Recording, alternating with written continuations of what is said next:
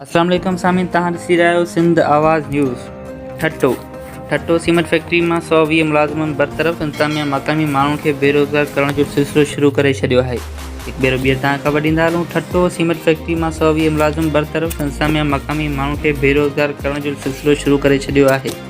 मुलाज़िमनि जी जबरी बरतरफ़ी ते ठटे ज़िले जा चूंडियल नुमाइंदा बि ख़ामोश तमाशाई बणियल। ठट्टो सीमेंट फैक्ट्री न सिर्फ़ु मक़ामी माण्हुनि जी बरतरफ़ी ते पाबंदी मड़े ई छॾी आहे, पर जेके चंद मक़ामी माण्हू कमु करे रहिया हुआ उन्हनि खे बि आहिस्ते निकाली ॾियण जो सिलसिलो जारी करे छॾियो आहे, जंहिं सबबु ठटे जे पसगरदाई जा सवें ख़ानदान फ़ाक़ा कशी ते ज़िंदगियूं गुज़ारे रहिया आहिनि ऐं ख़ुदकुशी करण ते मजबूर थी विया आहिनि। ज़िले ठटे जे इंतज़ामिया खे हिन मामले ते संजीदगी सां कमु करण जी ज़रूरत आहे। ॾिसंदा रहो सिंध आवाज़ न्यूज़। असांजे चैनल खे सब्सक्राइब कयो, लाइक कयो ऐं हर रोज़ जी वीडियो खां तव्हांखे वाक़ुफ़ु कंदा रहंदासीं।